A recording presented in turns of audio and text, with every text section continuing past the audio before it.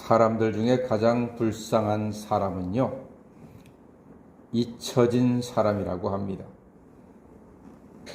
우리가 연세가 많이 드실 때에 걱정스러운 것은 치매입니다. 치매. 이 치매가 무서운 것은 잊어버리기 때문입니다. 사랑하는 어머니가, 아버지가 자식들을 기억하지 못하는 거예요. 이거 정말로 큰 아픔 아니겠습니까? 저희 큰애가 2살 때 하루 저녁에 제 가슴이 너무나 아파가지고 이렇게 죽을 수도 있겠구나라는 절망적인 생각을 할 때가 있었습니다. 그때 가장 서러운 것은요, 너무나 아파하는 아빠 앞에서 똘망똘망한 눈으로 아빠를 쳐다보는 그 아들이, 사랑하는 내 아들이 아빠를 기억하지 못하겠구나 하는 그 생각을 하니까요, 서러워지더라고요. 마음이 슬퍼지더라고요. 내 자식이 나를 기억하지 못하는 게 이런 거구나 하는 생각이 들더라고요. 제가 아는 어떤 장모님이 암 치료를 하시는 중에 이제 별세할 날이 얼마 남지 않았어요. 암 환자는 그걸 알잖아요.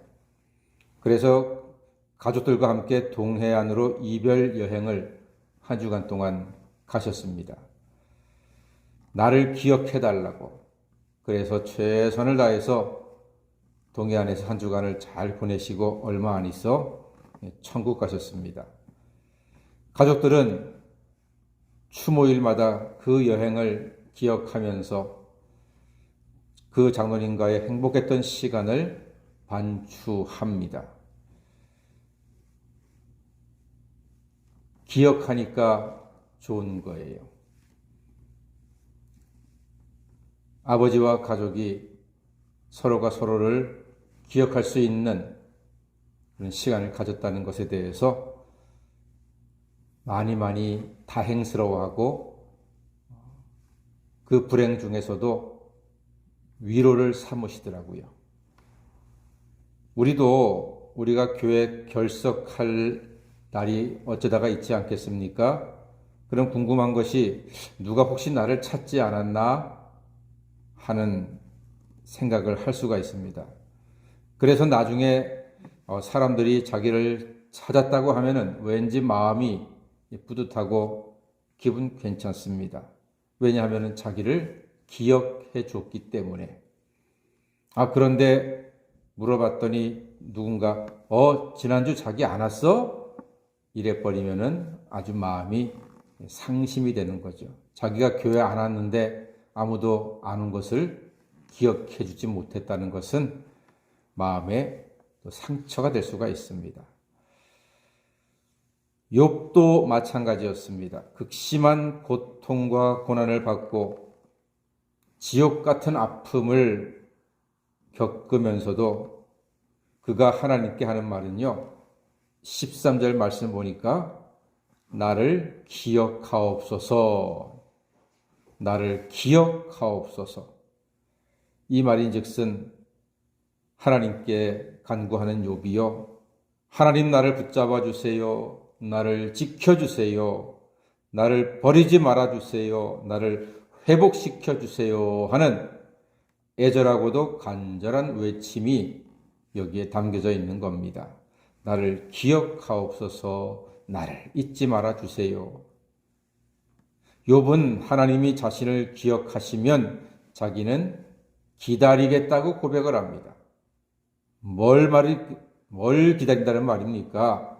우리 14절 말씀 다 같이 한번 읽어볼까요? 14절입니다. 시작. 장정이라도 죽으면 어찌 다시 살리까? 나는 나의 모든 고난의 날 동안을 참으면서 풀려나기를 기다리겠나이다. 고난의 날 동안 참으면서 풀려나기를 기다리겠답니다. 이 아픔으로부터 풀려나기를 소망한다는 뜻입니다. 이렇게 하나님께 간구합니다. 욥의 믿음과 간구는 합당하지요. 언제든지 때는 우리의 소관이 아닙니다. 우리는 간구하되 그 응답의 때는 하나님께 있으니 우리는 간구하고 기다릴 뿐입니다. 기다림은 하나님의 능력에 집중하고 전적으로 하나님께 맡기는 것입니다. 하나님께서 도와주시기를 사모하며 믿음으로 기다리는 것입니다. 그래서 하나님을 기다림은 자기 부정입니다. 하나님만을 긍정하는 것입니다. 그래서 19절 말씀 보니까 주께서는 사람의 희망을 끊으시나이다 라고 고백합니다. 즉 사람의 희망이 끊어지는 곳에서 하나님은 역사하신다는 것입니다. 사람은 자기의 능력, 자기의 힘, 자기의 의지를 버리는 곳에서 하나님의 능력과 역사를 체험할 수 있습니다. 모세와 이스라엘이 애굽에서 나와 홍해를 만났습니다.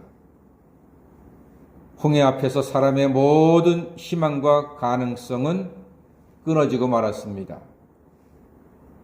배도 없지요, 다리도 없어요. 뒤로에는 애굽 병사들이 쫓아오지요. 좌와 우는 절벽이어서 갈 수가 없습니다. 사면초가입니다. 물에 빠져 죽어야 되는가, 창에 맞아 죽어야 되는가, 아니면 노예로 살아야 되는가, 이런 절망스러운 상황을 이스라엘 백성들이 맞았습니다.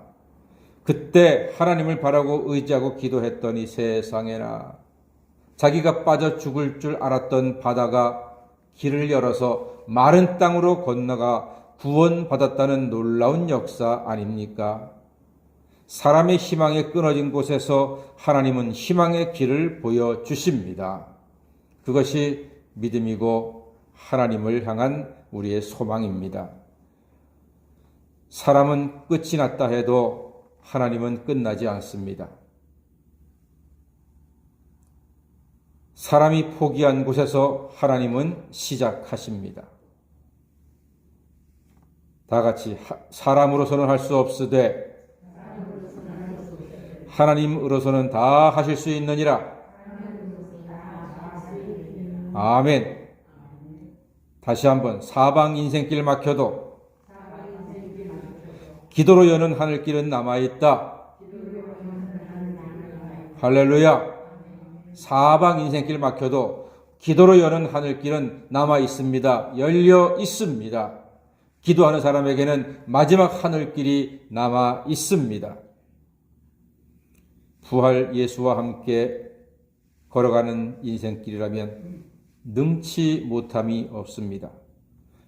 욕과 같은 잔인한 인생의 고난 중에도 성도가 살아가고 인내하고 소망을 품을 수 있는 것은 예수 그리스도의 부활이 우리에게 있기 때문입니다. 사랑하는 여러분, 오늘도 이 부활 신앙으로 담대하시고 코로나 세월에서 승리하시는 하나님 자녀가 다 되시기를 주님의 이름으로 간절히 축원합니다. 아멘. 기도하겠습니다.